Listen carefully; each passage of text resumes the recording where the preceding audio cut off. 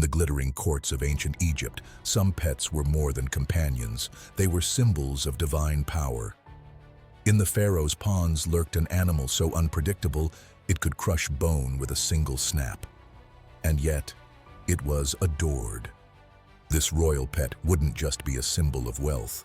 It would become a silent executioner. The ancient Egyptians worshipped danger. Their gods wore the faces of crocodiles, lions, and serpents. Death was divine, life was fragile, and somewhere between the two lived the hippo.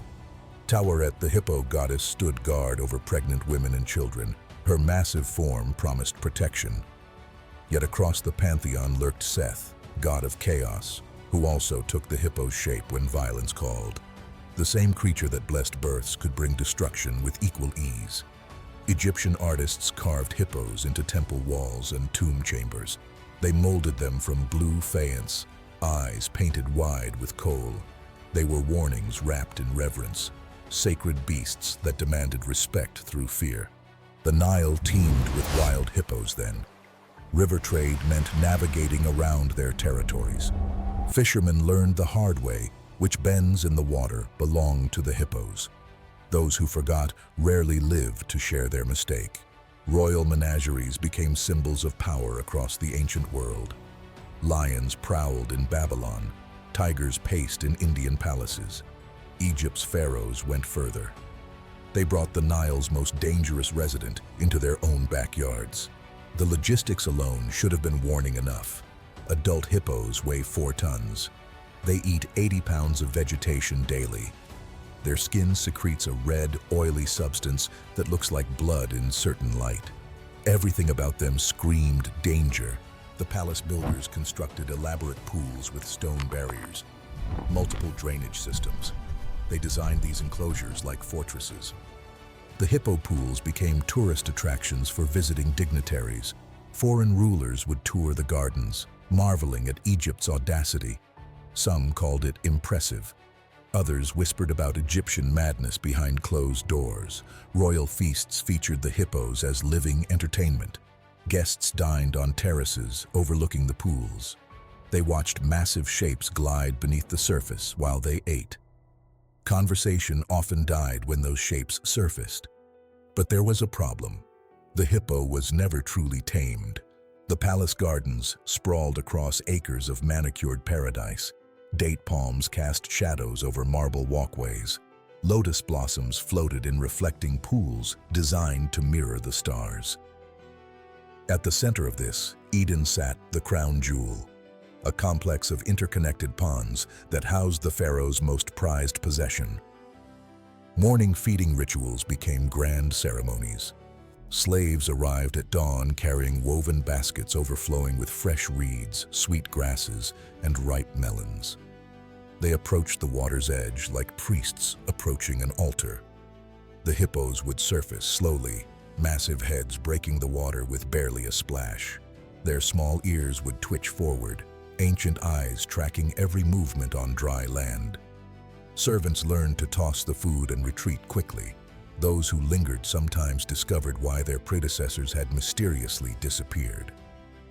Palace scribes recorded feeding schedules with religious precision. Morning offerings of palm fronds and acacia pods. Midday feasts of harvested grasses from the royal fields. Evening treats of dates and figs that cost more than most Egyptians earned in a month. The hippos ate better than nobles. Visitors from foreign courts would gather on elevated viewing platforms during these spectacles. They watched in fascination as creatures the size of small buildings glided through the water with impossible grace. Diplomatic correspondence from the era mentions these displays repeatedly. Egyptian hippos became legendary across the known world. The pharaoh himself would sometimes oversee the feedings from his private balcony. Royal records describe him pointing out specific animals to guests, naming them like beloved pets. One account mentions a particularly large male called Devourer of Enemies. Another speaks of a female named Bringer of Floods. Palace guards developed intricate patrol routes around the hippo enclosures.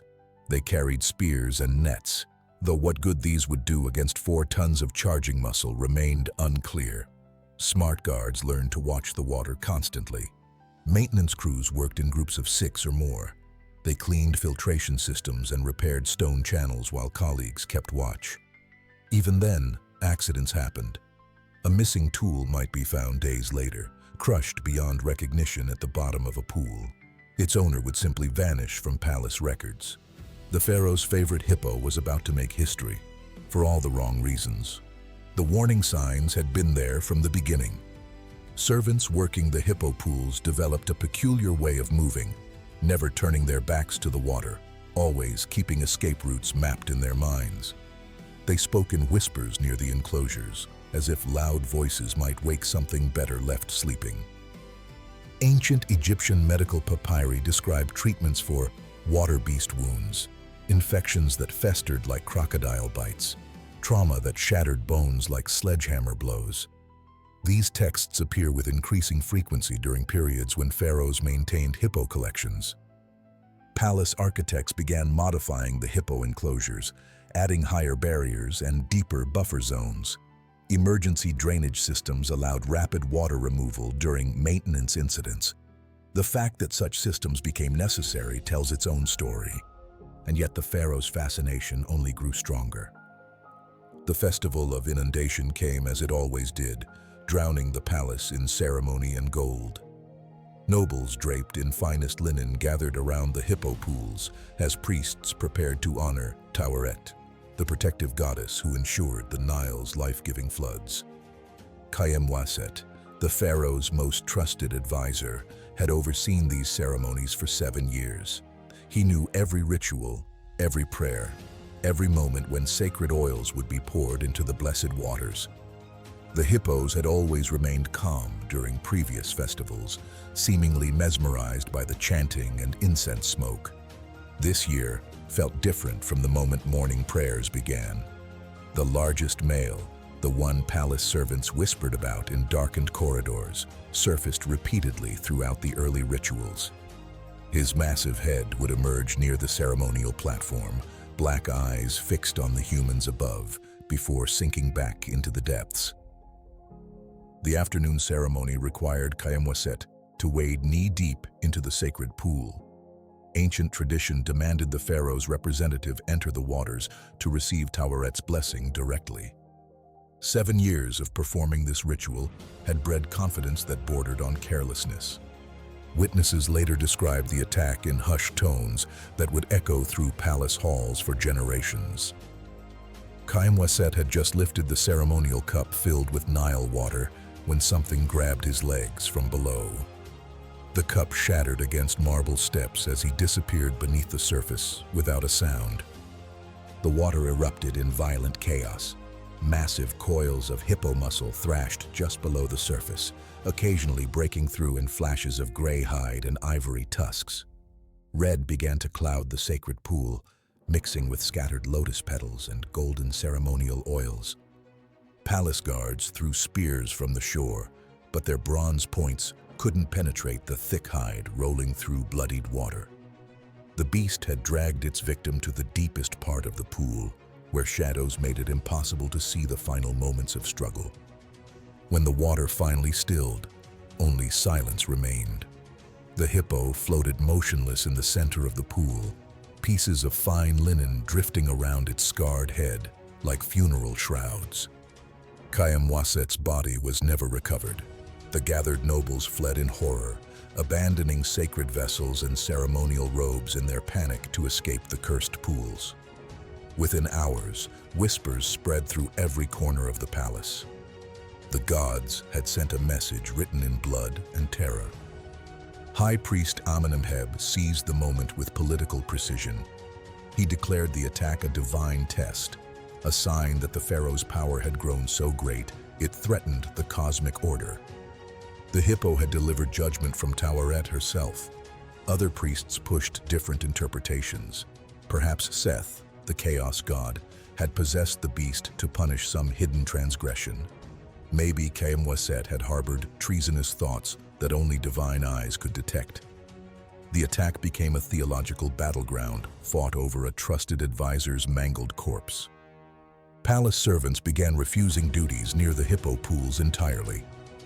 No amount of extra grain or copper coins could convince them to approach waters that had swallowed a man whole during sacred ceremonies. The pharaoh's magnificent symbol of power had become an object of pure terror.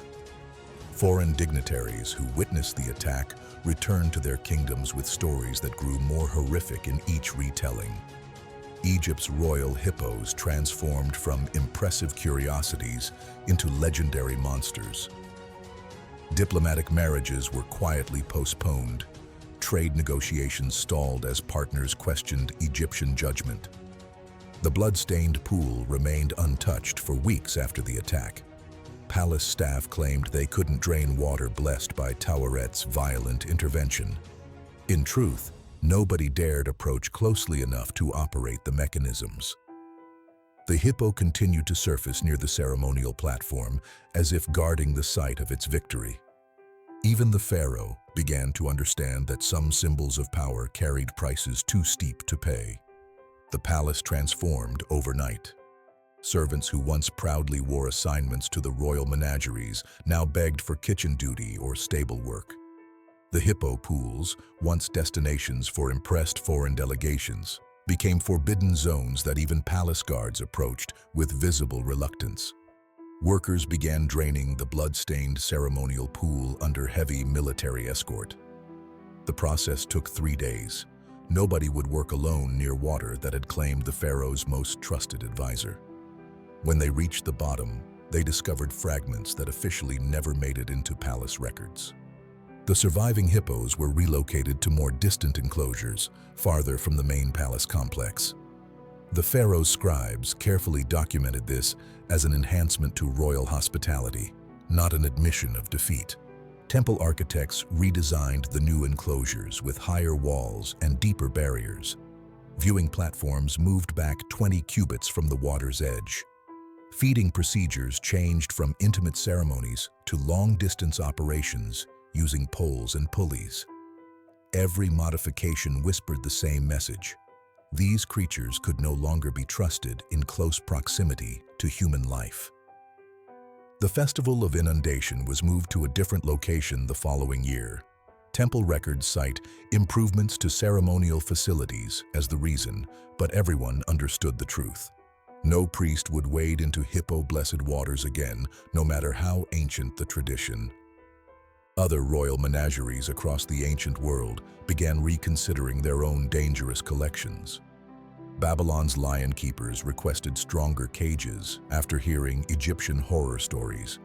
Indian palace architects started designing elephant enclosures with emergency exits. The hippo attack had sent shockwaves through every court that prized exotic predators. The pharaoh never spoke Khaemwaset's name again in public. Official records listed the advisor as having died in service to the crown while performing sacred duties. The specific nature of that service remained carefully unmentioned in all court documents. Sacred hippo imagery began disappearing from new palace construction. Artists received subtle guidance to emphasize other divine animals: crocodiles, ibises, sacred bulls. The hippo goddess Tauret remained in religious ceremonies, but her living representatives were quietly phased out of royal display. Within a decade, most Egyptian royal hippos lived in remote temple complexes far from populated areas. They remained sacred, still honored in art and ceremony, but the age of intimate palace pools had ended in blood and terror. The pharaoh never slept soundly again after Khaemwaset's death. Palace servants reported hearing him wandering the corridors at night, drawn repeatedly to the abandoned hippo pools despite guards' attempts to redirect his path. He would stand at the empty stone barriers for hours, staring into drained basins that still carried the stench of terror. His remaining hippos had been relocated to distant temple complexes, officially to honor the gods with more appropriate sacred housing. In reality, the pharaoh couldn't bear the sight of the creatures that had devoured his most trusted advisor. Yet he refused to order their execution. That would mean admitting his divine judgment had failed catastrophically. The nightmares began within weeks of the attack. Palace physicians recorded treatments for disturbed sleep patterns and visions of water beasts in their medical logs. The pharaoh would wake screaming about massive jaws rising from palace floors, about ceremonial pools filled with blood instead of blessed water. His paranoia extended to other royal animals. The palace lions, once symbols of strength paraded before foreign visitors, were quietly relocated after the pharaoh became convinced he saw hunger in their eyes. Sacred crocodiles in temple pools were moved to more distant locations when he began refusing to attend any ceremony involving water. Courtiers learned to avoid mentioning hippos, water ceremonies, or even the goddess Taweret in the pharaoh's presence. One advisor who accidentally referenced blessed pools during a routine briefing was banished to oversee grain storage in the furthest provinces. The royal court walked on glass around their increasingly unstable ruler. The pharaoh's death came 7 years after the attack, officially from divine calling to join the eternal realm. Palace insiders whispered different stories. Some claimed he drowned himself in a private bath, finally surrendering to the water that had claimed his advisor. Others insisted he simply wasted away, refusing to eat or drink anything that reminded him of feeding his beloved monsters. His son inherited a kingdom marked by aquatic terror. The new pharaoh's first official act involved draining every decorative pool in the palace complex and filling them with sand. Palace records from his reign make no mention of large aquatic animals in royal collections. The lesson had been learned through blood and madness. Yet the cycle of royal hubris continued across dynasties. Future pharaohs collected different dangerous beasts: leopards from Nubia, bears from distant mountains, venomous serpents blessed by desert gods. Each ruler convinced themselves they could control what their predecessors could not. Palace architects developed increasingly elaborate safety measures for royal menageries: emergency escape routes, reinforced barriers, specialized weapons designed for specific animals. The blueprints read like battle plans against the very creatures meant to demonstrate divine favor. The pharaoh who loved his deadly pets had learned the hardest lesson in the history of power. Some obsessions devour their masters more completely than their victims. His hippos had claimed more than his advisor's life. They had consumed his sanity, his sleep, his ability to rule without fear, gnawing at every decision. In the end, the creatures meant to symbolize his dominion over chaos had proven that chaos always wins. No throne sits high enough to escape the reach of nature's most fundamental truth. Predators never truly serve anyone but themselves. The pharaoh's pools remained empty for the rest of Egyptian history.